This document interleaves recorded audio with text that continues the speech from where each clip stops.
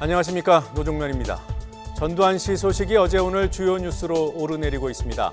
5.18 광주에서 헬기 사격이 있었다고 증언한 고 조비오 신부를 가리켜 거짓말쟁이라고 했던 것은 문학적 표현이라고 주장했습니다. 구차하다는 반응이 대부분입니다. 전 씨의 구차함은 처지가 곤궁해진 뒤에 생긴 게 아니었습니다. YTN이 단독 입수한 30년 전 외교 문서에서 전 씨가 집권 말기에 전직 대통령에 대한 예우를 파격적으로 강화하려 했다는 사실이 확인됐습니다. 국무총리 이상의 예우를 받으며 해외여행을 다니려고까지 했습니다. 이 밖에도 오늘 더 뉴스가 주목하는 뉴스 키워드는 로버트 할리, 로이킴, 황하나, 소방공무원, 독립유공자 유해 송환, 그리고 고교 무상교육 등입니다. 주요 뉴스부터 정리하겠습니다. 버닝썬 폭행 사건에서 시작된 마약 수사가 어디까지 확대될지 가늠하기 힘들어 보입니다. 예능 프로그램에서 따뜻한 아버지의 이미지를 보여줬던 로버트 할리가 필로폰 구매 혐의로 긴급 체포됐습니다. 경찰은 이르면 오늘 구속영장을 신청할 예정입니다. 액상 대마를 흡입한 SK그룹 창업주의 손자 최모 씨는 검찰에 송치됐고 최 씨와 함께 대마를 피운 혐의를 받는 현대가 3세도 조만간 경찰에 소환됩니다. 더불어민주당과 정부, 청와대가 고교 무상교육 방안을 확정했습니다. 올해 2학기부터 고등학교 3학년은 수업료가 면제되고 내후년부터 고등학교 무상교육이 전면 시행됩니다. 필요한 재원 연간 2조 원은 국가와 교육청이 절반씩 분담하기로 했습니다. 문재인 대통령이 한미 정상회담을 위해 내일 미국으로 떠납니다. 하노이 북미 정상회담 결렬 이후 40여 일 만입니다. 북핵 문제 해결을 위한 한미 공조를 재확인하는 동시에 교착 상태에 빠진 북미 비핵화 협상을 재개시킬지 관심입니다. 고 조비오 신부를 거짓말쟁이라고 한 것은 문학적 표현이었다고 주장한 전두환 전 대통령이 87년 당시 권력을 이양한 뒤에도 파격적 예우를 받으려 했던 사실이 외교문서를 통해 확인됐습니다. 마지막까지 권력을 놓지 않으려고 했던 전 씨의 계획을 YTN이 단독 보도합니다. 3.1운동과 대한민국 임시정부 수립 100년을 맞아 김태현 지사를 비롯한 해외에서 활동한 독립운동 유공자 유해 세구가 잠시 뒤 국내로 봉환됩니다. 해방 70여 년 만에 고국의 품으로 돌아오는 독립지사의 모습을 YTN에서 확인하시기 바랍니다. 더 뉴스 본격적으로 시작합니다.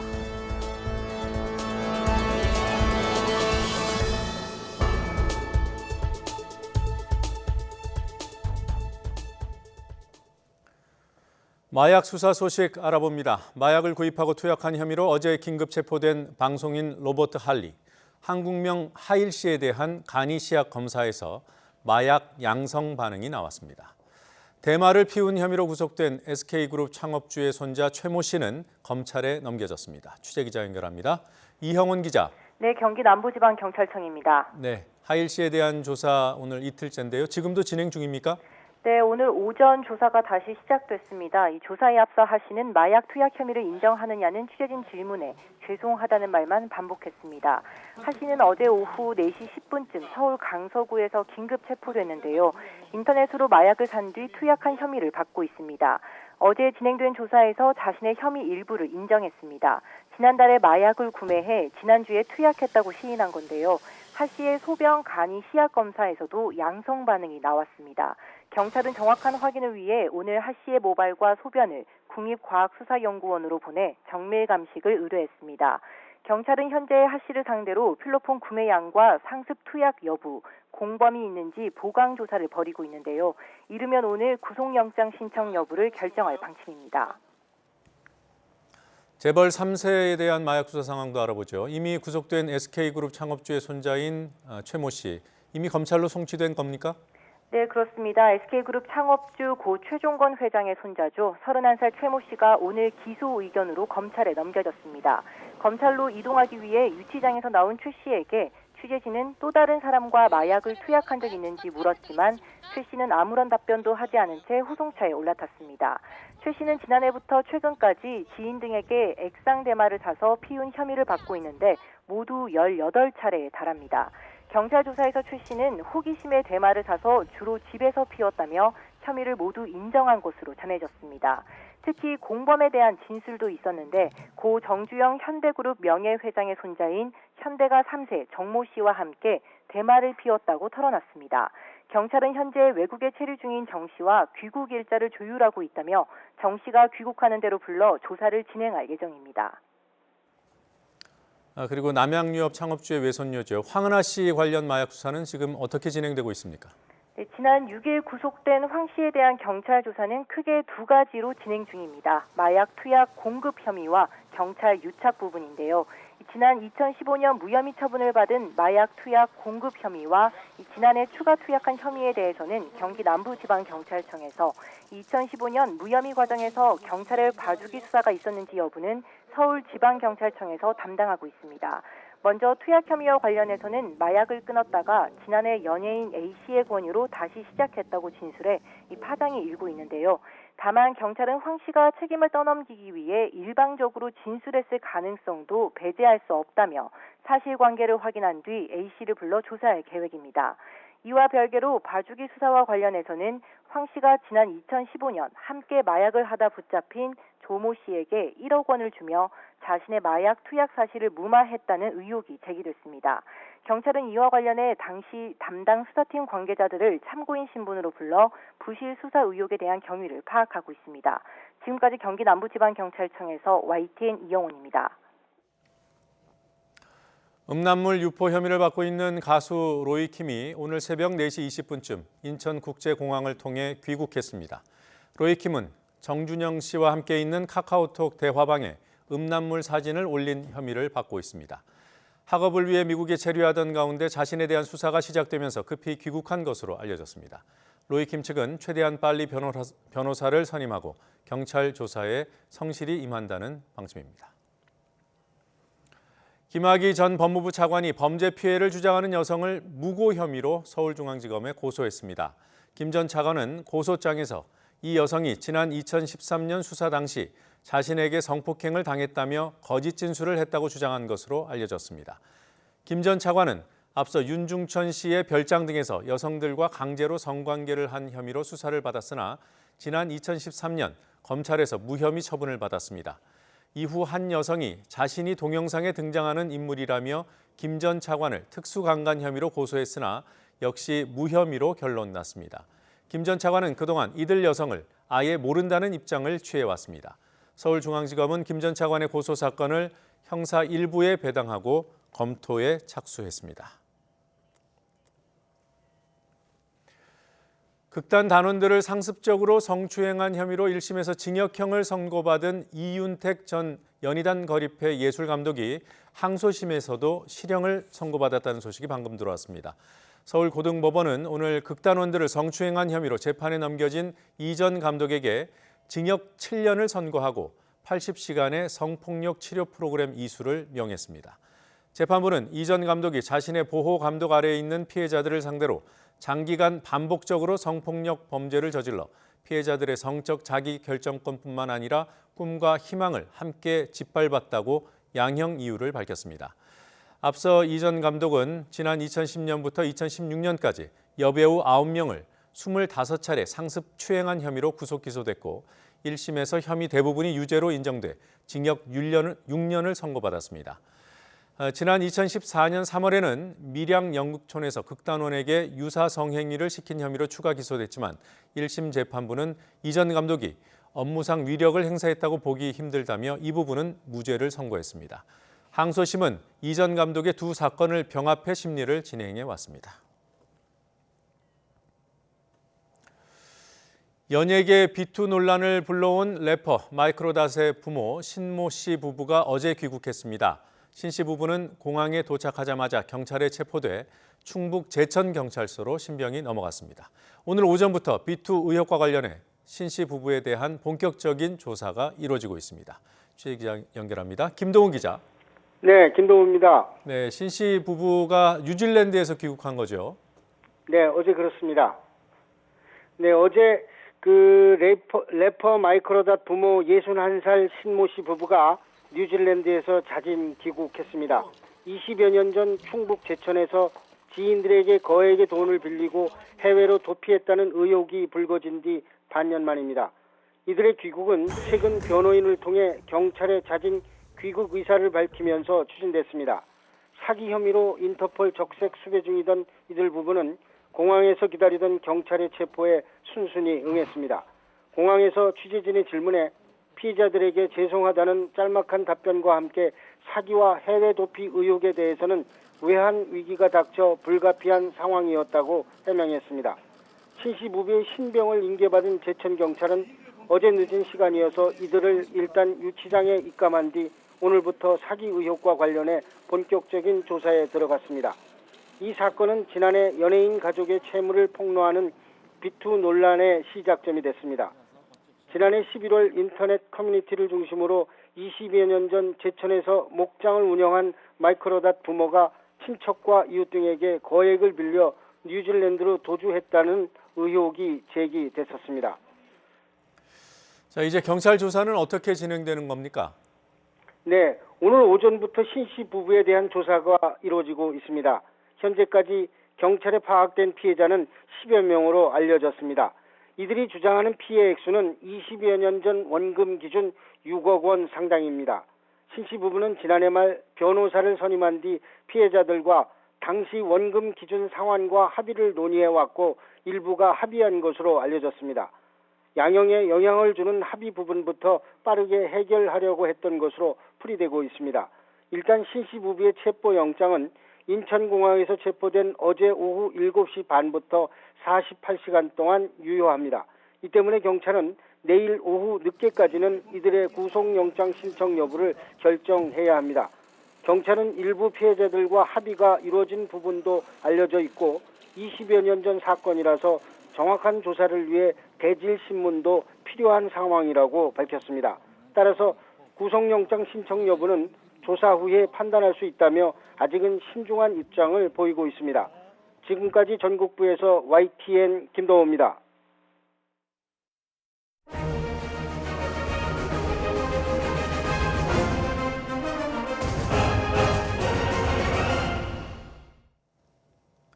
올해는 중국 상하이에서 대한민국 임시정부가 수립된 지 꼭 100년이 됩니다.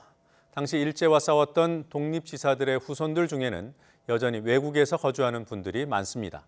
이들이 조국에 바라는 것은 무엇일까? 중국에 사는 광복군 후손 한 분을 강성웅 특파원이 만났습니다. 중국 충칭의 작은 아파트에 사는 유수동 씨. 임시정부 의정원 의원을 지낸 독립지사 유진동 선생의 막내 아들입니다. 유진동 선생은 상하이에서 의대를 졸업하고 김구 선생의 주치의가 돼 목숨을 걸고 일제와 싸웠습니다. 광복군에서 군의처장도 맡아 밤낮 없이 독립투사들을 돌봤습니다. 对于我父亲怎么讲也是经常为那个金九主席的那个健康嘛做一些医务方面的工作。 1940년 중국인 간호사와 결혼한 유진동 선생은 해방 직후 우리나라로 돌아왔다가 이내 중국으로 나왔습니다. 하지만 중국의 문화대혁명 때 임시정부 경력이 문제가 돼 고초를 겪자 북한행을 택했습니다. 북한에서 처음에 환대를 받았지만 점차 감시의 대상이 됐다가 끝내 행방불명이 되고 말았습니다. 要求的很严格，对我们子女要求很严格，都是说要好好的读书。 1963년 유진동 선생을 잃은 가족들은 중국으로 되돌아왔습니다. 나라는 해방이 됐지만 독립지사 가족의 삶은 더 혹독한 유랑의 연속이었습니다. 1942년에 찍은 임시의정원 회의 기념사진입니다. 앞줄에 김구 주석이 앉아있고 뒷줄에 안경을 쓰고 서 계신 분이 독립운동가 유진동 선생입니다. 지난 2007년 우리 정부는 유진동 선생에게 건국 훈장을 추서했습니다.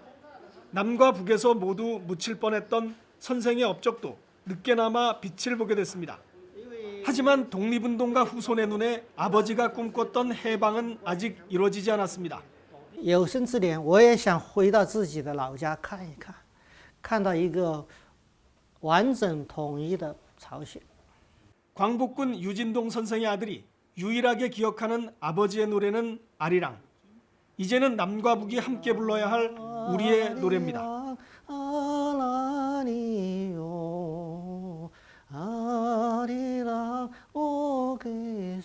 충칭에서 YTN 강성웅입니다.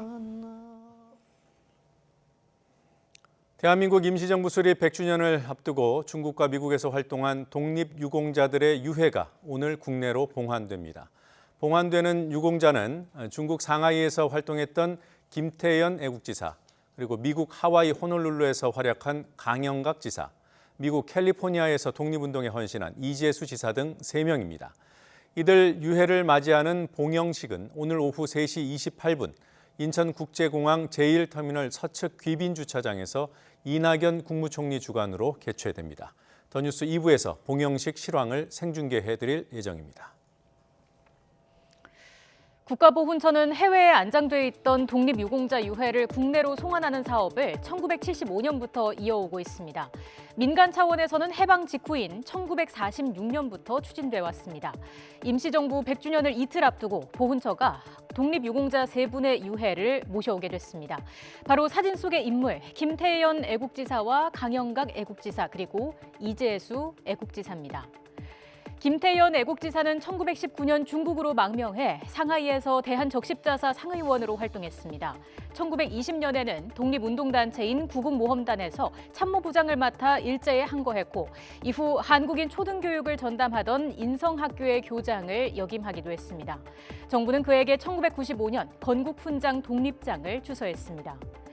강영각 애국지사는 주로 하와이에서 독립운동 활동을 했습니다. 하와이 한인들이 대한민국 임시정부를 지원하기 위해 조직한 임시정부 후원회에서 활동했고 20여 년간 주간신문 국민보의 영문 주필을 맡았습니다. 이후에는 윤봉길 의사의 홍커우 의거에 고무된 한인들과 함께 독립자금을 마련하는 등 조국의 독립을 위해 활동했습니다. 1997년 건국 포장이 추서됩니다. 이재수 애국지사도 미국에서 독립운동에 헌신했습니다. 항일 운동단체인 공립협회 간사로 활동했고 1917년부터 30년 가까이 독립운동 자금을 지원하는 등 조국 독립을 위해 힘쓴 공로를 인정받아 지난해 건국포장을 추서받았습니다. 김태연 선생이 활동한 구국모험단은 부연 설명이 필요합니다. 구국모험단은 1919년 6월 중국 상하이에서 조직된 무장투쟁 지원단체로 임시정부 수립 직후에 만들어졌습니다. 폭탄과 화약을 제조해서 조선 총독부 관서 공격 등의 활동을 벌였고 폭탄 제조 기술자를 양성했습니다. 국내에서 각종 정보를 수집해 임시정부에 보고하는 활동도 벌였습니다. 강영각 애국지사가 오랜 기간 몸을 담았던 국민보는 1913년 하와이의 독립운동단체 국민회가 발행한 주간지입니다. 국민회는 국내외에서 펼쳐지고 있던 독립운동 소식을 전하며 한인들에게 항일 독립의식을 고취시킨 하와이 한인사회 최대 기관지로 꼽힙니다. 이재수 애국지사가 활동한 공립협회는 미국 샌프란시스코에서 조직된 독립운동단체입니다. 안창호 선생이 1905년 4월에 설립했고 초대 회장을 맡았습니다. 이재수 선생은 설립 직후 가입해 솔트레이크 지방회장 등을 역임하며 재미 한인들의 민족의식 고취와 국권 회복을 위한 운동을 함께 펼쳐왔습니다. 언젠가는 내 조국으로 건너가서 새롭고 진정한 민주주의의 나라를 건설하는 봉사자가 될 것이다. 이재수 선생의 유언장에 담긴 내용입니다. 선생은 1956년에 돌아가셨지만 조국 땅을 이제야 밟게 됐습니다. 선생처럼 유해라도 찾을 수 있다면 그나마 다행입니다. 이틀 뒤면 임시정부 수립 100주년입니다. 독립유공자의 유해를 찾아 모셔오는 일이 더 활발해지는 계기가 되기를 기대합니다.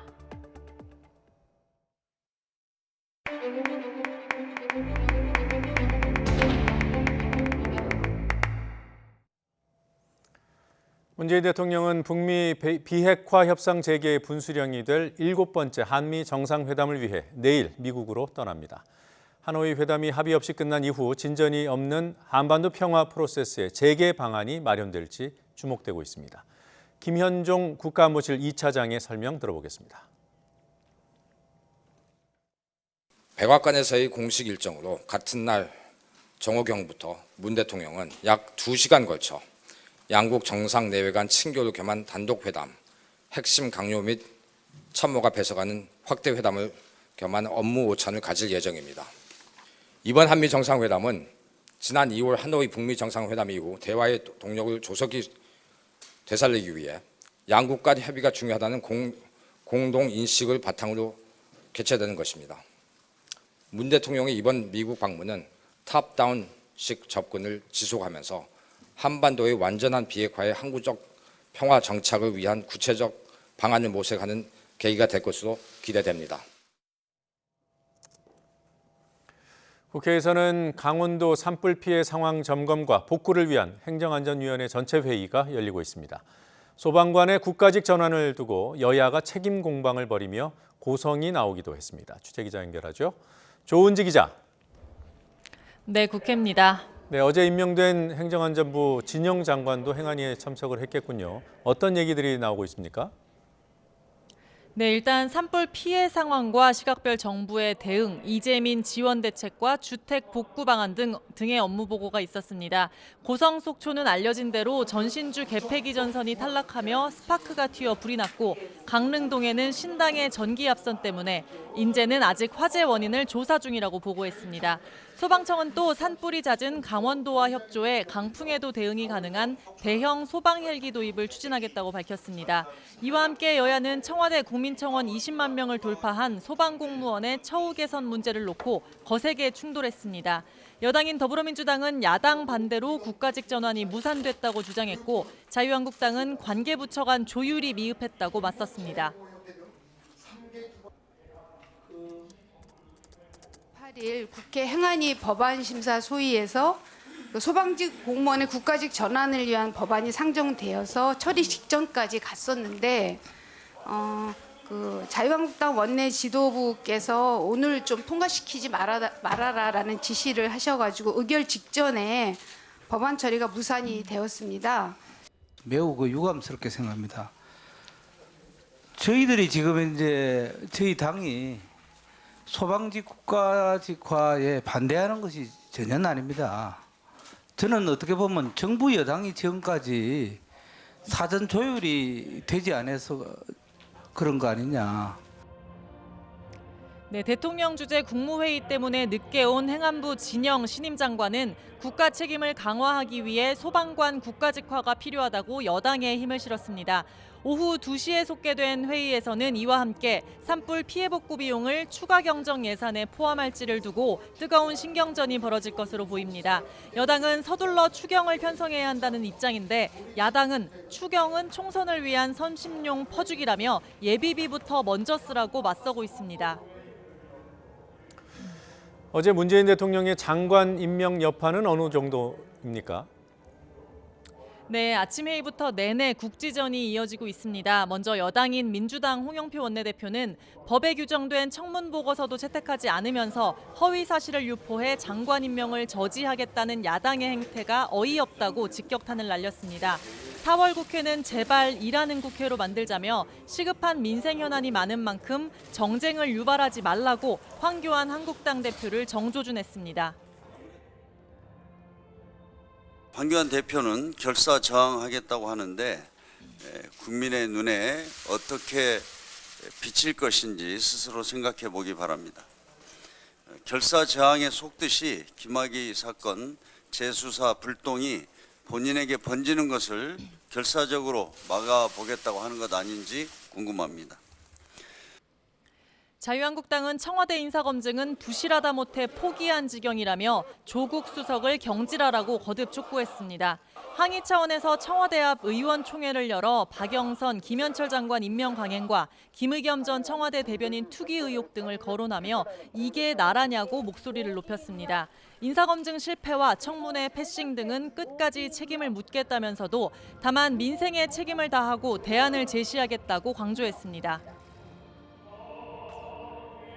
민심에 멀어질수록 그리고 사과하는 데 인색할수록 대통령께서는 민심과 영영 결별하는 것이고 결국 대통령께서는 국민의 심판에 직면하고 말 것이라는 말씀을 드리고 싶습니다. 네, 국회 상임위원회에서도 여진이 이어졌습니다. 문영배 헌법재판관 인사청문회가 열린 국회 법제사법위원회는 오전 내내 의사진행 발언만 하다 1시간 만에 중단됐습니다. 한국당 의원들을 중심으로 청문회 무용론이 나왔고 이에 여당 의원들이 반박하느라 도덕성이나 자질 검증은 시작도 못했습니다. 방금 속개했는데 알찬 검증이 될지는 미지수입니다. 지금까지 국회에서 YTN 조은지입니다. 문재인 대통령은 소방공무원의 국가직 전환 관련 법안을 국회가 조속히 처리해달라고 촉구했습니다. 문 대통령은 오늘 국무회의에서 소방공무원의 국가직 전환은 처우 개선뿐만 아니라 인력과 장비의 지역 격차를 해소해 재난에 효과적으로 대응하려는 의미가 있다며 이같이 밝혔습니다. 문 대통령은 이어 대형 재난이 발생했을 때 현장 출동 인력이 임시 쉼터나 급식 차량 등의 지원을 받을 수 있도록 출동 인력에 대한 지원 방안도 마련하라고 지시했습니다. 더불어민주당과 정부, 청와대, 당정청이 올해 2학기 고3 학생들부터 단계적으로 무상교육을 시행하기로 했습니다. 당정청은 올해 2학기 고3 학생을 시작으로 내년에는 2, 3학년, 오는 2021년에는 고등학생 전원을 대상으로 무상교육을 확대하기로 했습니다. 오는 2021년 전국 고교생 전체 학년 126만 명을 대상으로 무상교육이 시행되면 매년 약 2조 원 정도가 소요될 것으로 전망됩니다. 일단 올해 2학기부터 시행되는 고3 학생 대상 무상교육 예산은 각 시도교육청 자체 예산으로 편성하고 내년부터 2024년까지 5년 동안 드는 비용은 중앙정부와 교육청이 절반씩 부담하기로 했습니다. 1987년 6월 항쟁과 12월 대선으로 정권을 이양하게 된 전두환 정권이 전직 대통령에 대한 예우를 파격적으로 강화하려고 했던 사실이 드러났습니다. 이런 시도는 노태우 당선자 측의 반발로 무산됐습니다. 당시 상황을 유투권 기자가 정리했습니다. 노태우 후보는 13대 대선에서 노태우 씨가 당선된 직후인 1987년 12월 말 외무부는 일부 대사관에 전보를 보냈습니다. 그 나라에서 대통령 당선자는 물론 전직 대통령을 어떻게 예우하는지 서둘러 알아봐서 보고하라는 주문이었습니다. 이유가 있었습니다. 당시 5공화국 정부는 전직 대통령 예우에 관한 법률의 개정을 추진하고 있었습니다. 외무부 서류철에서 나온 추진안을 보면 우선 국내 행사에서 전직 대통령의 서열을 대통령과 국회의장, 대법원장에 이은 네 번째 순위로 정해놨습니다. 미국 정계의 관행을 아예 명문화시킨 겁니다. 또 해외여행에 따른 예우 조항을 따로 만들어 국무총리 이상의 예우를 요청할 수 있도록 했습니다. 며칠 뒤에 돌아온 대사관들의 보고 내용은 예상대로 이런 조항들의 유례가 없다는 사실을 다시 확인시켜줬습니다. 헌법에서 전직 대통령에 대한 예우 규정을 갖고 있는 나라는 극히 드물어요. 한 나라, 두 나라밖에 없어요. 그리고 그것조차도 우리나라 형태가 아니라 약간의 의전을 우대해주는 정도로만 좀. 결국 이듬해 2월 실제로 개정된 법률에선 이런 내용은 다 빠졌습니다. 노태우 당선자 측의 반대가 결정적이었던 것으로 알려졌습니다. 하지만 개정안에는 전직 대통령 기념 사업을 지원하는 조항이 처음으로 포함됐습니다. 또 전직 대통령이 국정자문회의 의장이 아닌 국가원로자문회의 의장을 맡는다는 것으로 바뀌었습니다. 형식적 자문기구였던 국정자문회의와는 달리 국가원로자문회의는 실질적 권한을 갖고 있어 당시 50과 60 세력 간의 핵심적인 갈등 요인이었습니다.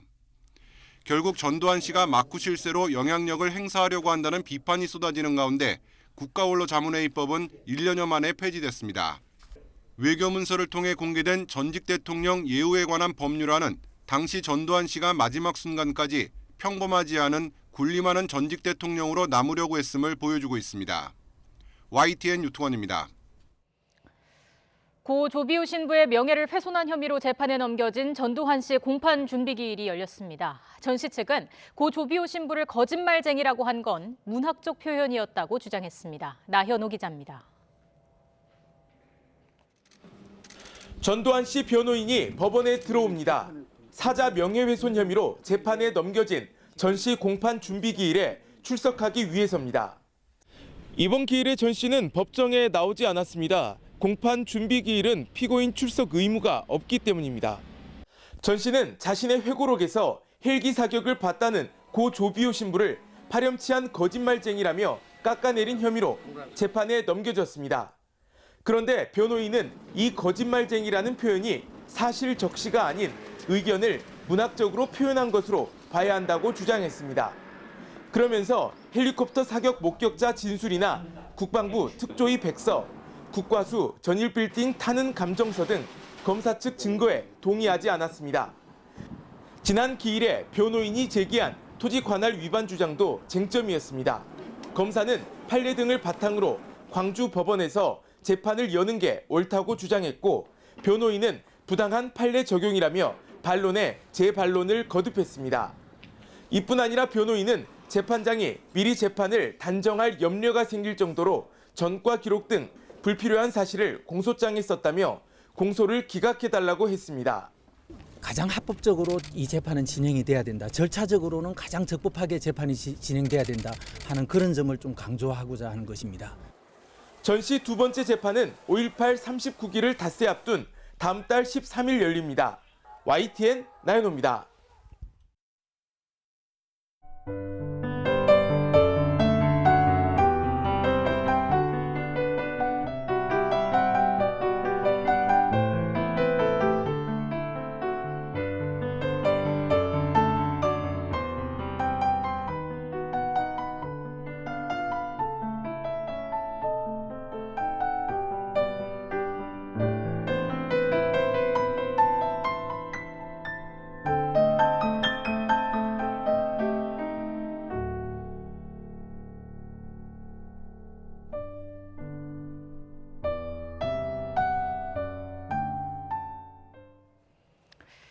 네, 날씨 소식 전해드리겠습니다. 오늘 전국에 건조함을 해소해줄 단비 소식이 있습니다. 다만 제주와 남해안에는 강풍을 동반한 호우가 쏟아지겠고 강원 산간에는 큰 눈이 내릴 것으로 보여 대비가 필요합니다. 날씨 알아보겠습니다. 권혜인 캐스터. 네, 월드컵 공원에 나와 있습니다. 네, 서울에는 비가 언제쯤 내릴까요? 네, 금방이라도 비가 내릴 듯 흐린 하늘이 이어지고 있는데요. 서울에는 퇴근길 무렵 비가 내릴 것으로 보입니다. 잊지 마시고 우산 챙기시기 바랍니다. 이번 비는 전국적으로 충분한 양이 내릴 것으로 보여서 대기의 건조함과 산불의 위험을 잠재울 것으로 보입니다. 다만 남해안과 제주도에는 강풍을 동반한 호우가 쏟아지겠고요. 특히 강원 산간 지역에는 최고 20cm가 넘는 대설이 쏟아질 것으로 보여서 대비가 필요합니다. 현재 레이더 영상부터 살펴보겠습니다. 현재 강한 비구름대 유입으로 제주도와 남해안 지역에는 벼락과 돌풍을 동반한 요란한 비가 내리고 있습니다. 이 지역에는 초속 15m 안팎의 강한 바람이 불고 있어서 시설물 피해가 우려됩니다. 비구름이 북동진하면서 퇴근길 무렵에는 서울을 포함한 전국에 비가 내리겠습니다. 내일까지 강원 영동과 충청 이남 지방에는 10에서 40mm의 비가 오겠고요. 기온이 낮은 강원 산간에 많게는 20cm의 많은 눈이 쏟아지겠습니다. 그 밖에 제주 산간에 120mm 이상, 제주와 남해안의 돌풍과 벼락을 동반한 최고 80mm의 비가 내리겠습니다. 수도권과 영서 지역에도 5에서 20mm의 비가 예상됩니다. 오늘 서울의 낮 기온이 15도에 머무는 등 평년보다 쌀쌀한 날씨를 보이고 있는데요. 내일 오후 비가 그친 뒤에는 북풍이 불면서 반짝 꽃샘추위가 찾아오겠습니다. 내일 서울의 낮 기온은 9도까지 뚝 떨어지면서 오늘보다 10도 이상 낮겠고요. 모레 낮부터 기온이 다시 오르면서 주 후반에는 온화한 봄 날씨를 되찾겠습니다. 전남 해안과 제주도에는 강한 바람으로 강풍주의보가 내려졌고요. 남해상에는 풍랑주의보가 내려졌습니다. 특히 제주도의 경우는 기상 악화로 항공기와 여객선 결항 가능성이 있으니까요. 미리 확인하시기 바랍니다. 지금까지 상암동 월드컵 공원에서 YTN 권혜인입니다. 인기 아이돌 콘서트 못지않게 예매하기 힘든 창덕궁 달빛 기행이 올해도 돌아왔습니다. 경복궁의 밤을 즐길 수 있는 프로그램도 사람들을 기다리고 있습니다. 이지은 기자가 소개합니다.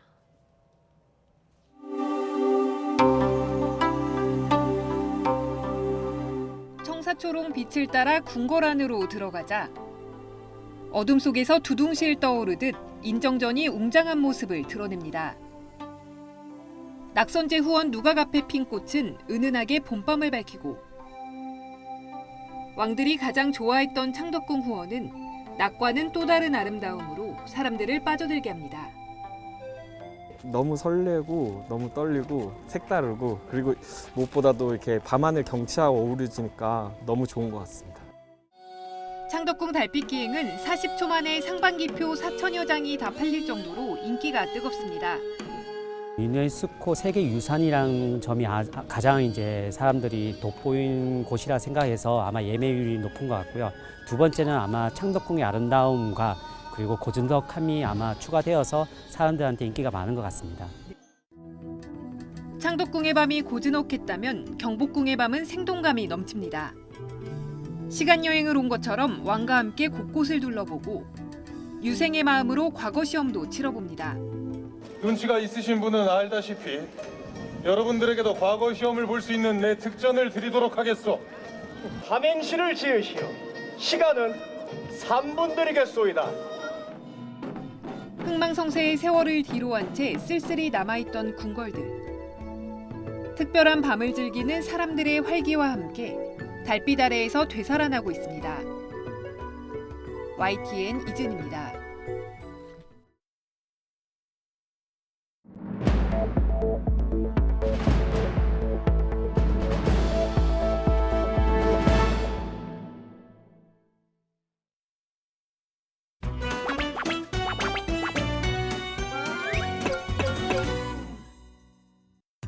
오늘 한국당은 청와대 앞에서 긴급 의원총회를 열겠다고 합니다. 황교안 대표는 결사저항하겠다고 하는데 결사저항에 속듯이 김학의 사건 재수사 불똥이 본인에게 번지는 것을 결사적으로 막아보겠다고 하는 것 아닌지 궁금합니다. 한국당은 4월 국회까지 파장으로 몰아서는 안 됩니다. 한국당은 가야 할 곳은 청와대 앞이 아닙니다. 국회의사당에서 일을 해야 합니다. 한국당은 국회의사당에서 일을 해야 합니다. 오늘 내일 또 헌법재판관에 대해서 인사청문회를 하는데 도대체 내놓는 사람들 한 명 한 명이 국민의 눈높이, 우리의 일반적인 국민의 상식에 맞지 않습니다. 그런데도 임명을 못할 이유가 없다, 안 할 이유가 없다 하면서 강행하고 있습니다. 저는 대통령의 사과를 촉구합니다. 대통령 코드보다 민심 코드, 국민 코드 맞춰주실 것을 촉구합니다. 민심 코드, 국민 코드 맞춰주실 것을 촉구합니다. 이번에 우리가 절감한 것은 국가적 총력 대응이 얼마나 효과적인가. 소방관의 국가직화는 이 대규모 화재의 조기 진압을 위해서도 필요한 일이 되어버렸습니다. 산림청 특수진화대가 베테랑들입니다. 이분들이 이번에 큰 공을 세우셨는데 아직도 비정규직에 놓여 있다고 합니다. 이분들을 신분에 대한 불안감 없이 일에 전념하실 수 있게 신분을 안정화해드리는 방법을 강구했으면 합니다. 산림청 특수진화대가 베테랑들입니다. 아직도 비정규직에 놓여 있다고 합니다.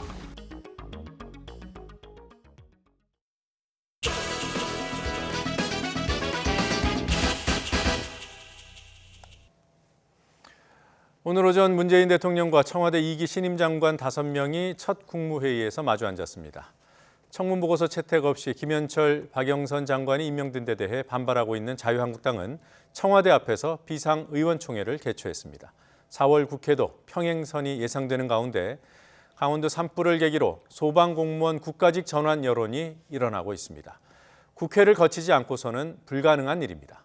여야 1대1 미니토론, 더 정치, 소방공무원의 국가직 전환이 무엇 때문에 늦어지고 있는지, 쟁점은 무엇인지 토론해 보겠습니다. 현근택 더불어민주당 상근 부대변인, 윤기찬 전 자유한국당 비대위 대변인 나오셨습니다. 어서 오십시오. 안녕하세요. 네. 자, 말씀드린 대로 강원도 산불을 계기로 소방관 국가직 전환 여론이 다시 부상하고 있습니다. 이 내용은 문 대통령의 공약 사항이기도 하고요.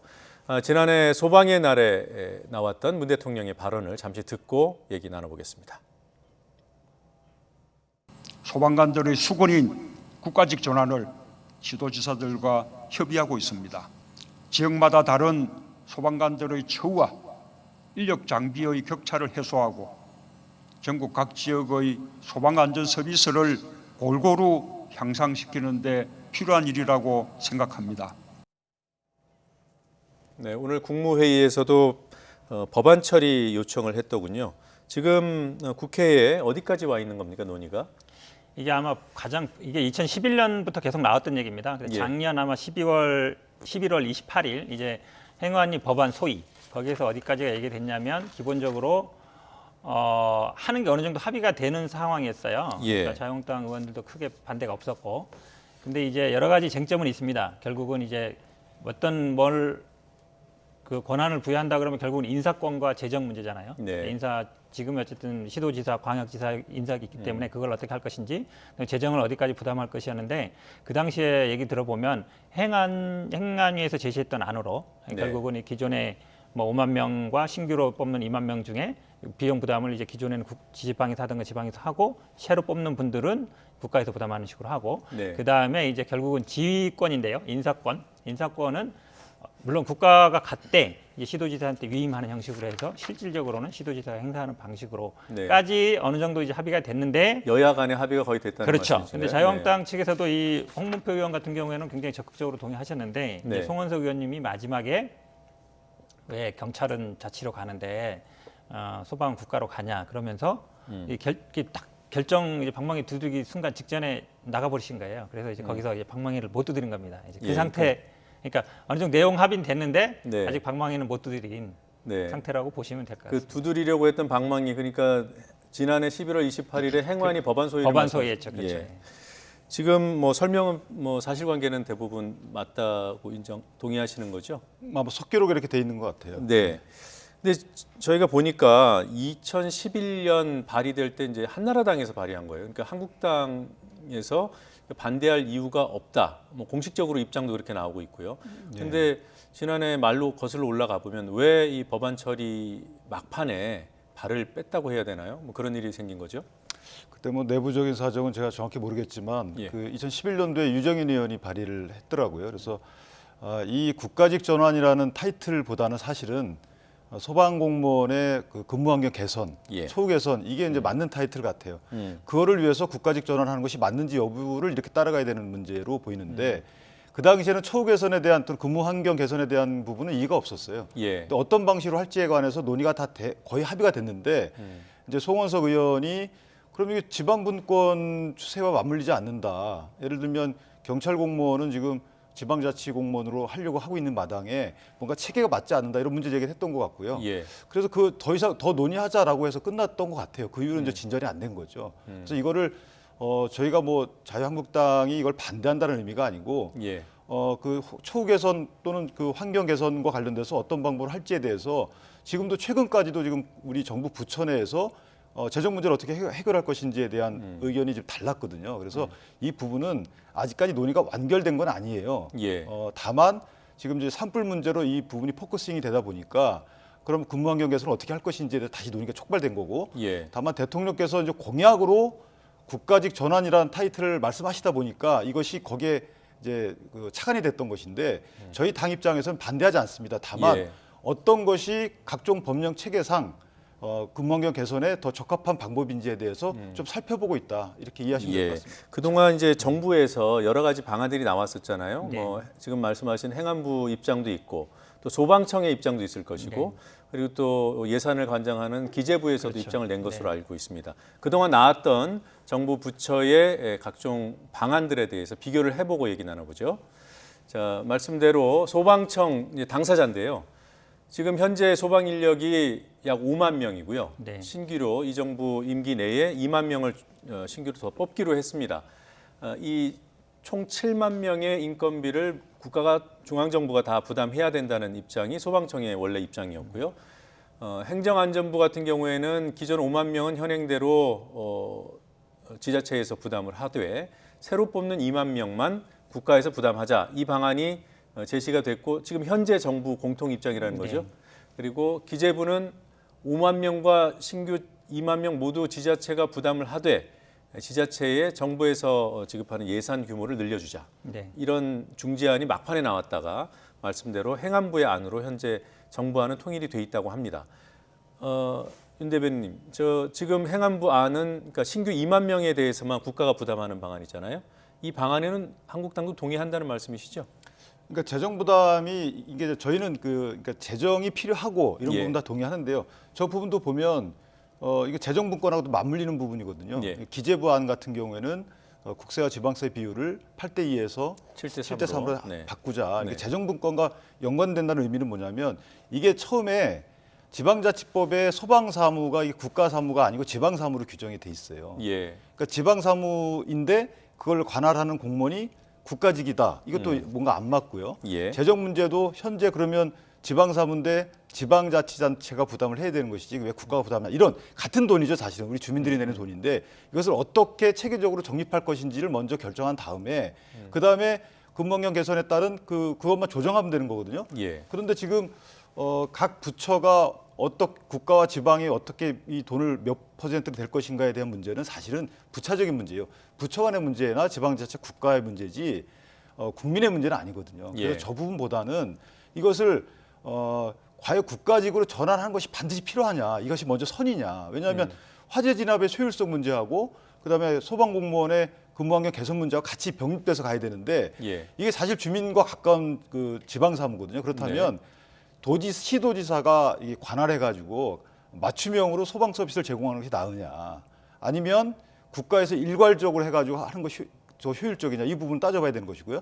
또는 지금 재난안전법만으로도 큰 국가적 대응이 필요한 재난의 경우에는 재난사태 선포하면 국가가 다 컨트롤할 수 있거든요. 예. 자, 이렇게 가는 것이 맞는지에 대해서 먼저 이런 체계를 정립한 뒤에 그 뒤에 이제 재정 문제나 이런 공무원의 어떤 위치 문제 이런 부분을 논의하는 것이 맞지 않나, 이것은 제 생각이에요. 말씀은 이해는 되는데요. 이제 발의된 지 만 8년이 됐고 이제 결론을 내는 시점이라고 하니까 그러면 다시 원점으로 돌아가서 국가직 공무원으로 꼭 해야 되냐, 이 문제 제기를 하면은 다시 또 논의가 꼬이는 거 그럼 아니겠습니까? 만약에 진짜 국가직 공무원을 할 거면요, 체계를 맞춰서 지방자치법에도 소방사무과 국가사무라고 고쳐야 되는 것이고, 그다음에 재정 문제도 뭐 국세와 지방세의 비율을 조정을 역으로 해서라도 실제 소방사무 국가직 공무원으로 전부 다 바꿔야죠, 아예. 이렇게 체계를 맞춰야 되는 것이지, 이것이 뭐 신규 채용되는 2만 명만 다시 또 국가직으로 한다거나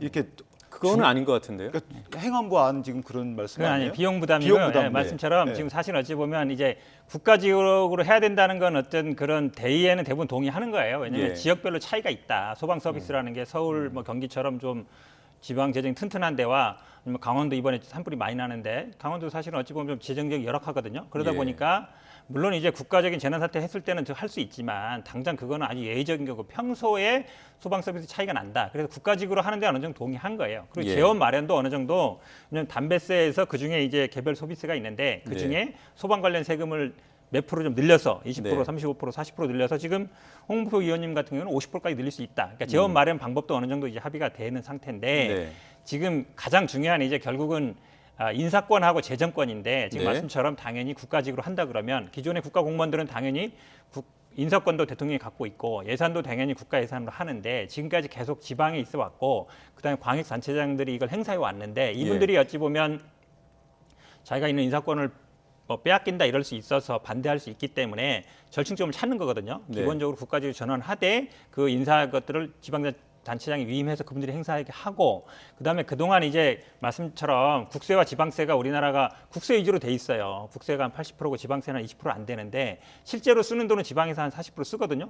항상 지방은 돈이 부족해요. 그렇다 그러면 지금까지 지방에서 부담하던 거는 아까 얘기한 담배세 중에 소비세를 조금 늘려서 하게 하고, 새로 어쨌든 충원하는 분들은 새로 뽑는 분들이니까 이분들의 예산은 국가에서 부담하는 식으로 하자. 어찌 보면 이제 현재 있는 상태와 국가직으로 전환하는 상태에서 절충점을 찾는 것이지, 그걸 다시 지금 말씀처럼 국가직으로 할 거냐 말 거냐로 다시 돌아가는 건 아니에요. 그러면 제가 좀 사실 확인 차원에서요. 그러니까 행안부 안대로 인건비 부담은 신규 채용 인력 2만 명에 대해서만 중앙정부가 부담하되 지방정부의 그러면 그 예산 지원도 병행을 한다는 거겠네요. 알겠습니다.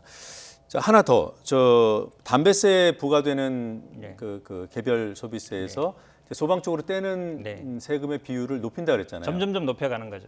그럴 경우에 이제 일반 시민이 내는 그러면 세금이 늘어나는 건가요? 아니면은 떼는 이 상태에서는 늘어나는 건 아닌데요. 근데 그래요? 이제 그 국세를 지방세로 전환하는 과정에서는 사실은 약간 증세가 불가피한 면이 있습니다. 지금도 왜냐면 그 뭐 법인세에 붙는 뭐 소득세 이런 부분들도 왜냐면 원래는 국세가 80%고 지방세가 20%인데 국세를 지방세로 전환하는 게 가장 맞죠. 근데 그게 쉽지 않아요. 국가에 쓰는 돈이 있기 때문에. 그러면 기본 세금의 이런 뭐 개별 소비세는 아마 늘지는 않는 거예요. 예. 다른 경우에는 조금 느는 경우도 있는데 이 경우에는 제가 보기에 비율만 맞추는 거기 때문에 개별 소비세가 늘어나는 경우는 아닙니다. 예, 그러니까 담배에 부과되는 세금과 관련해서는 떼는 비율만 그렇죠. 늘어나는 것이지 증세는 아니다. 그렇죠. 알겠습니다.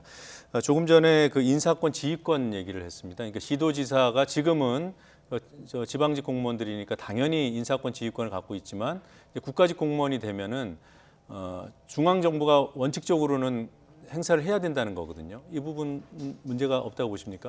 그러니까 그게 이제 지휘통솔이 제대로 될 것인지가 또 문제가 있죠. 왜냐하면 국가직 공무원으로서 국가의 통제를 받고 있는데 예. 실제 화재 상황에서 과연 그 시도지사의 통제가 제대로 먹힐지에 대해서 효율적 또 지휘통솔이 될지에 대해서 또 우려하는 부분이 있고요.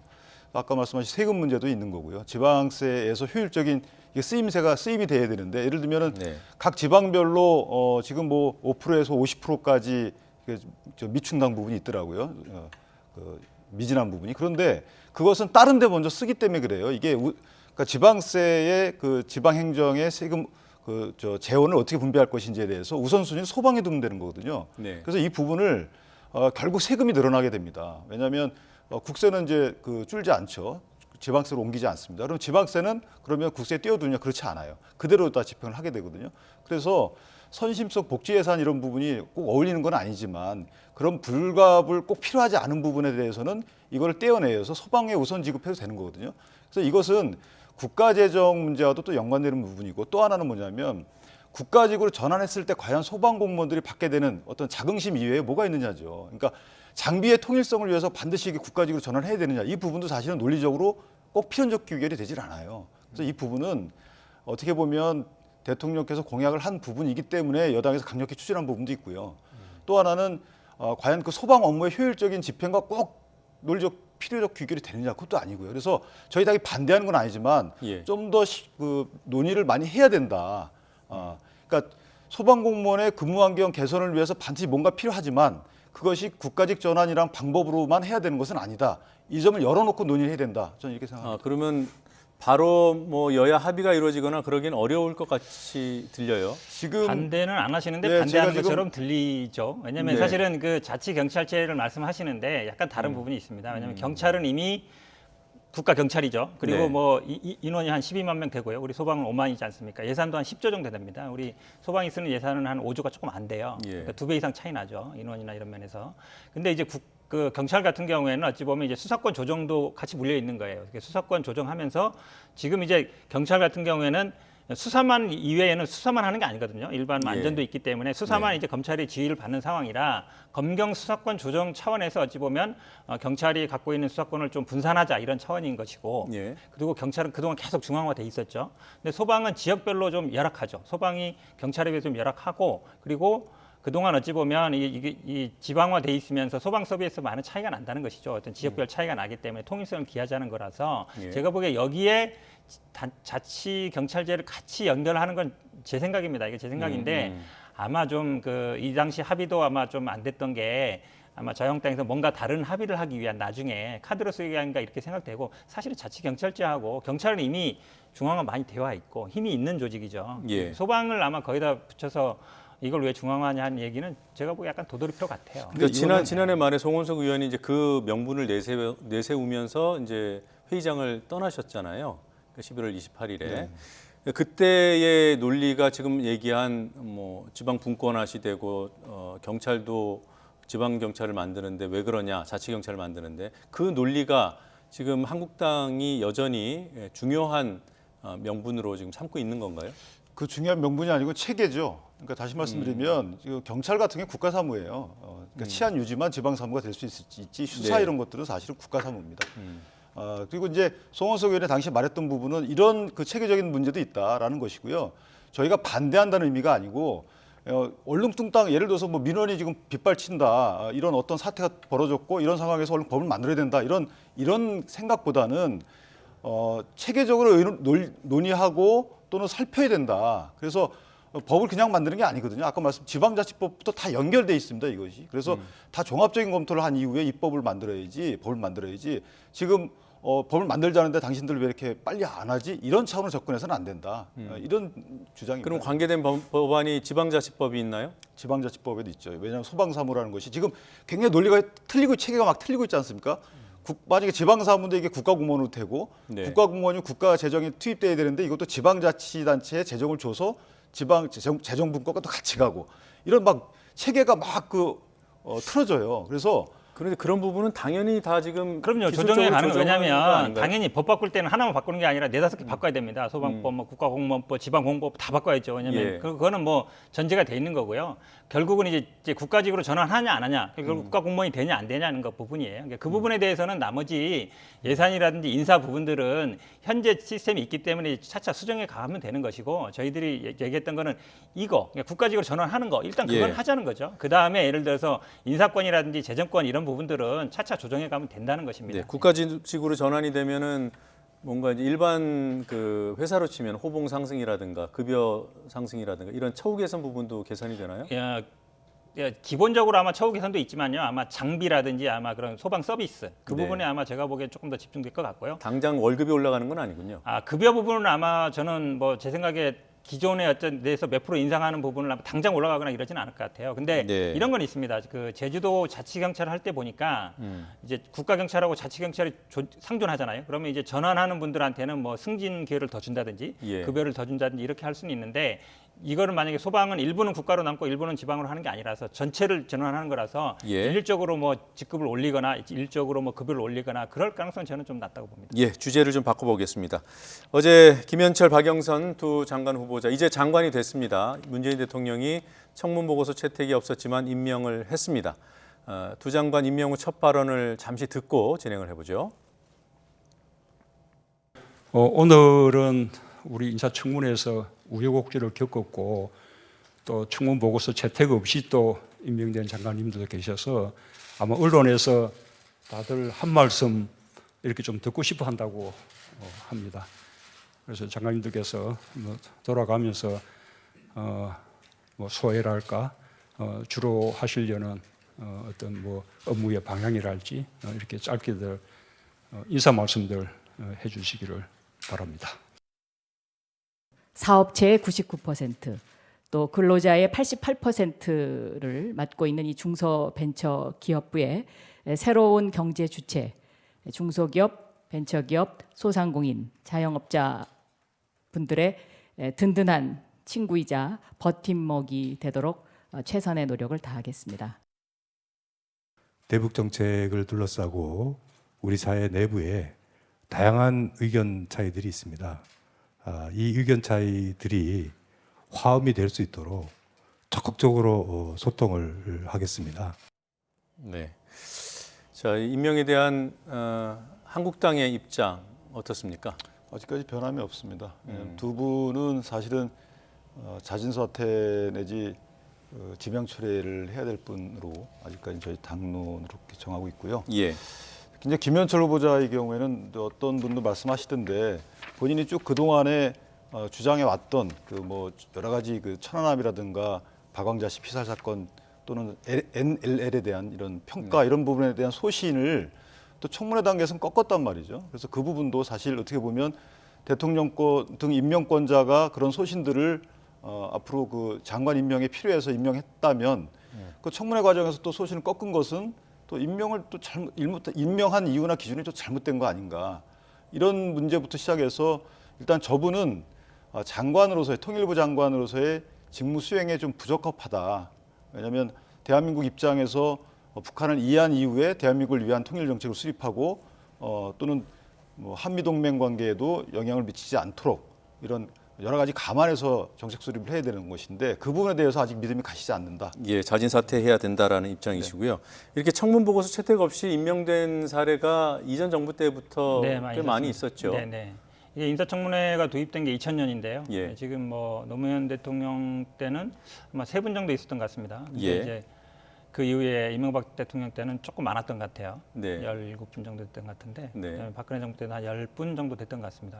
어찌 보면 이제 인사청문회 제도가 좀 정착된다기보다는 인사청문회가 실시할수록 국민들의 윤리의식은 굉장히 높아지고 있죠. 예. 사실은 뭐 법상 되느냐 안 되느냐보다 국민들의 일반적인 여론이라든지 윤리의식이 높아 있어서 점점 어찌 보면 숫자가 이제 많아지는 입장이 있는데요. 네. 지금 말씀하신 것 중에 이제 김현철 장관 이제 장관 되셨죠. 장관 같은 경우에는 그 SNS에서 표현한 하나의 표현이 굉장히 이제 부풀려져서 그게 마치 소신이다 이렇게 얘기하는 건 저는 좀 무리가 있다고 봐요. 그분이 평소에 뭐 책이라든지 강의라든지 해놓으신 거 보면 기본적으로 하나입니다. 남북 간에 일단 화해 협력을 해야 된다. 그리고 예. 그걸 근본을 바탕으로 해서 북핵 문제 해결해 나가야 되고 당연히 이제 미국과의 어쨌든 제재 틀 안에서 해내야 된다 이런 생각을 갖고 있으신 분이에요. 근데 지금 언론에서 계속 SNS 했던 말 하나 가지고 그 표현 여러 표현 중에 이제 일부만 딱 떼나 가지고 마치 이제 뭐 소신을 접은 것처럼 말씀하시는데 전혀 그렇지 않다고 보고요.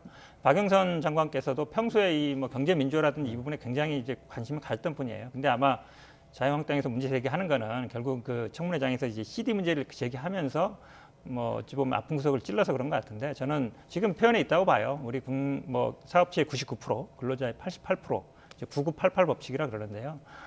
그쪽에 있는 분들은 박영선 장관을 굉장히 환영합니다. 그리고 좀 힘 있는 분이 와서 우리 이게 새로 독립하지 않았습니까? 부서가 새로 만들어졌는데 어찌 보면 좀 힘 있는 정치인이 와서 좀 부서도 안정화시키고 그동안에 좀 현안들도 해결했으면 좋겠다 이런 인식을 갖고 있거든요. 그리고 실제로 좀 약간 옆으로 새서 네네. 평소에 늘 궁금했던 건데요. 네. 힘 있는 장관이랑 일반 장관이랑 뭐가 다릅니까? 아, 죄송합니다. 표현이 좀 오해가 있을 수 있는데요. 그러니까 새로 생긴 부서 같은 경우에는 예를 들어서 뭐 예전에 이제 여가부라든지 아니면 뭐 환경부라든지 이런 데들은 예산이라든지 인원이 그렇게 많지 않거든요. 그러니까 새로 만든 뭐 이렇게 그러니까 결국은 얼마나 예산이 배정돼 있고 얼마나 인원이 있느냐. 결국은 그게 결국은 어느 정도 부처의 힘이거든요. 그럼 우리가 보통 뭐 기재부라든지 뭐 산자부라든지 이런 데는 오래됐고 인원도 많고 예산도 많고 그러니까 예산을 이렇게 다룰 수 있는 그런 데 비하면 아마 신생 부서 같은 데는 그런 게 좀 아무래도 뭐 우리 해수부라든지 이런 데는 좀 인원도 적고 예산도 적거든요. 그런데 본다면 정치적으로 좀 힘을 발휘해서 좀 앞으로 뭐 담당하는 역할도 많이 늘리고 예산도 많이 좀 배정받고 그런 거겠죠, 당연히. 그러니까 부처의 역량을 키우는 역량이 큰 사람.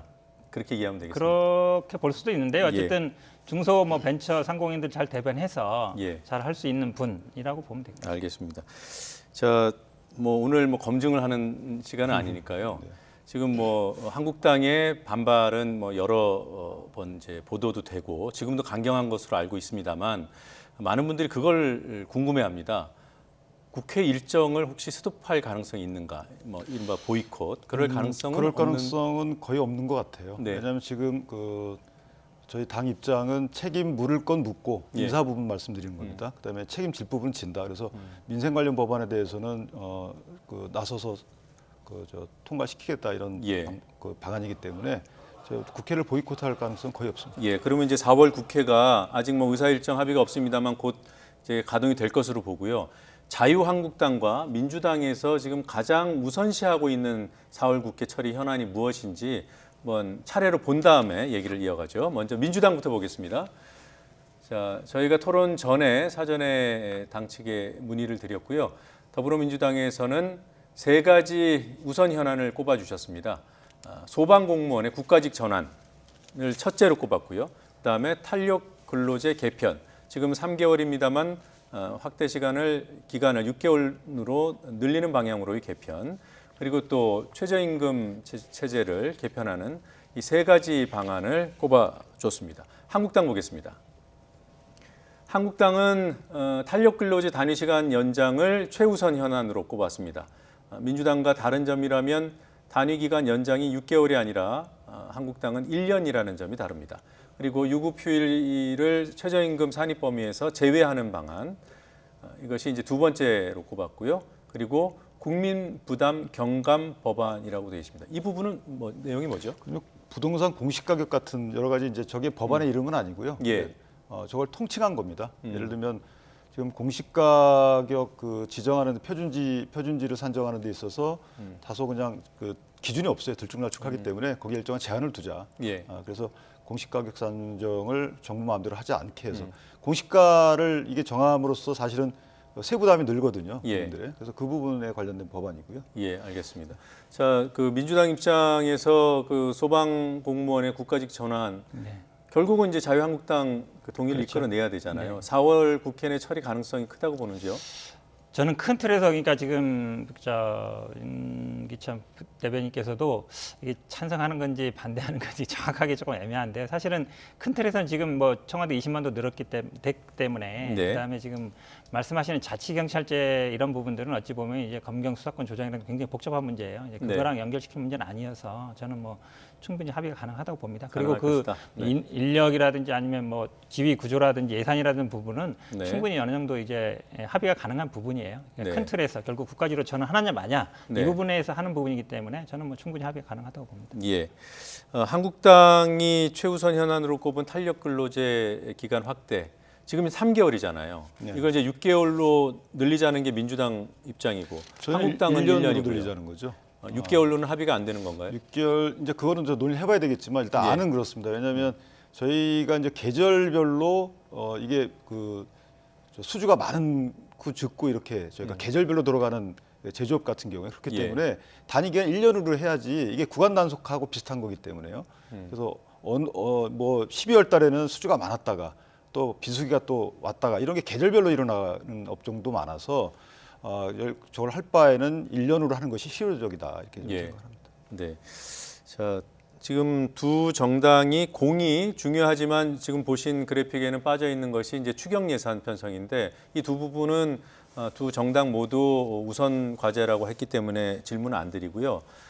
둘 다 빼놓은 현안이 있어서 간단하게 여쭤보겠습니다. 선거제도, 네네. 또 더불어서 사법개혁, 패스트트랙. 네네. 민주당은 4월 국회에서는 추진을 안 하는 입장인가요? 아닙니다. 지금 이제 3개만 뽑으라 그래서 제가 사실 다 넣었었는데 아니, 한 개도 하기 힘들 텐데. 그렇죠. 아니 그런데 제 사실은 다 말씀드렸는데 어쨌든 네. 줄이다 보니까 그런 거고요. 지금 어쨌든 공수처법 때문에 걸려 있는데 어찌 예. 보면 이제 바른미래당이 당내 사정이 만약에 네. 이걸 올렸을 때 그렇지 않아도 지금 선거 끝난 이후 복잡해서 이런 건데 저희들은 당연히 공수처법과 연계해서 선거제를 하자는 게 기본적인 방침입니다. 그러나 탑3 안에는 안 들어있는 현안이죠? 그건 아니고요. 사실은 네. 다 하자고 이제 넣었습니다. 네. 넣었는데 지금 네. 지금 어찌 보면 3개만 줄이라 그래서 아니 저희가 임의로 한 게 아니라 우선순위대로 저희가 추린 겁니다. 네, 알겠습니다. 선거제와 관련된 한국당의 무슨 추가 발의나 이런 계획은 아직은 없는 거죠?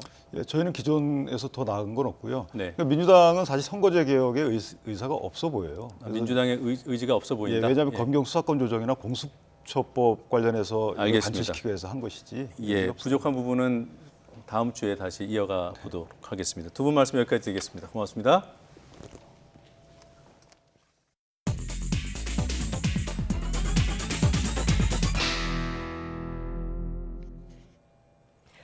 뉴스브리핑입니다. 남북 공동연락사무소에 북측 임시 소장대리가 근무하고 있는 것으로 확인됐습니다. 통일부 당국자는 오늘 기자들과 만나 지난 1일부터 김광성 소장대리가 근무했지만 지금은 김영철 임시 소장대리가 근무하고 있는 것으로 안다고 밝혔습니다. 오늘 12일 소장회의 개최 여부에 대해 이 당국자는 전날 상황을 보면서 확정되면 알려주겠다고 말했습니다. 내년부터 어린이집 맞춤형 보육이 없어지고 실수요자들에게 추가 보육을 제공하는 새로운 보육 체계가 도입됩니다. 보건복지부는 국회 본회의를 통과한 영유아 보육법 개정안에 따라 내년 3월부터 어린이집이 보육 시간을 기본 보육과 연장 보육으로 구분해서 운영하기로 했습니다. 중국과 베트남, 몽골 등 아시아 지역에서 아프리카 돼지 열병이 급속히 번짐에 따라 정부가 국내 유입을 막기 위해 국경 방역 강화 등 대책을 내놨습니다. 이계호 농림축산식품부 장관은 오늘 정부 서울청사에서 9개 부처와 합동으로 아프리카 돼지 열병의 국내 유입 예방에 대한 정부 담화문을 발표했습니다. 이 장관은 담화문에서 중국, 베트남, 몽골 등 아프리카 돼지 열병 발생국을 여행할 경우 축산 농가와 발생 지역 방문을 자제해달라면서 발생국 등 해외에서 국내에 입국할 때 축산물을 반입하는 일이 없도록 해달라고 당부했습니다. 옥시의 의뢰로 가습기 살균제 독성 실험을 한 서울대 수의과 조모 교수가 연구 자료를 조작했다고 서울대가 결론을 내린 사실이 뒤늦게 알려졌습니다. 서울중앙지방검찰청은 이 같은 내용이 담긴 서울대 연구진실성위원회의 결정문을 지난해 12월에 건네받아 대법원에 제출했습니다. 무인도에서만 번식하는 것으로 알려진 멸종위기 야생생물 1급 노랑부리 백로와 저어새가 백령도에서 처음으로 번식에 성공했습니다. 환경부와 한강유역환경청 생태계변화관찰조사단은 지난해 5월부터 실시한 백령도 생태계변화관찰을 통해 노랑부리백로 19쌍이 번식에 성공한 것을 확인했다고 밝혔습니다. 또 노랑부리백로 번식지 주변에서 3쌍의 저어새가 둥지를 지어 새끼 3마리씩을 기르고 있는 모습도 확인했다고 말했습니다. 이명박 박근혜 정부 당시 경찰의 정치 관여와 불법 사찰 의혹을 수사하는 검찰이 경찰청 정보국에 대해 추가 압수수색했습니다. 서울중앙지검 공안 2부는 오늘 오전 경찰청 정보국에 검사와 수사관을 보내 관련된 전산 자료를 확보하고 있습니다. 검찰은 박근혜 전 대통령 시절 경찰청 정보국이 정치인 등을 불법 사찰하거나 선거에 부당하게 개입하려 한 정황을 포착하고 관련 증거를 추가로 확보하고 있는 것으로 알려졌습니다. KT 채용 비리를 수사하는 검찰이 서울에 있는 KT 광화문지사 등을 압수수색하고 있습니다. 서울 남부지방검찰청은 오늘 오전 9시 반부터 KT 서울 광화문지사와 분당의 본사 등 3곳에 수사관을 보내 관련 자료를 확보하고 있습니다. 압수수색 대상에는 경영관리부문장의 사무실 등이 포함됐습니다. 김학의 전 법무부 차관이 범죄 피해를 주장하는 여성을 무고 혐의로 서울중앙지검에 고소했습니다. 김 전 차관은 고소장에서 이 여성이 지난 2013년 수사 당시 자신에게 성폭행을 당했다며 거짓 진술을 했다고 주장한 것으로 알려졌습니다. 봄을 맞아 광화문 광장을 대표하는 이순신 장군상과 세종대왕상이 겨운에 쌓인 미세먼지를 벗었습니다. 서울시는 오늘 오전 8시부터 정오까지 저압 세척기와 전문 인력을 동원해 동상들을 세척했습니다. 서울시는 동상에 쌓인 먼지 등 이물질이 대기오염 성분과 함께 금속 부식을 가중할 수 있는 만큼 청소 하루 전날 전문가와 함께 주물 상태, 판석을 살펴봤다고 설명했습니다. 챔피언스리그 8강 1차전을 앞두고 손흥민이 팀을 대표해서 기자회견에 나섰습니다. 손흥민은 경기를 즐겨야 한다면서 자신감을 나타냈고 최근 리그에서 논란이 된 인종차별 문제에 대해서도 의견을 피력했습니다. 직접 들어보시죠. Will be massive game. I think we should just enjoy and then we will have a fun against big sides. So I think with that the unbelievable new stadium with unbelievable players, I think we can make the good result and positive things. I've been racism as well, when I since play in England. But I think the best reaction is don't react to anything. I think it's the best way. We are playing football as a human. It doesn't matter which country you come from. We should just protect the players who get the racism to fight all together. I think it's most important. 더 뉴스 1부 마치겠습니다. 저희는 잠시 뒤 2부로 돌아오겠습니다.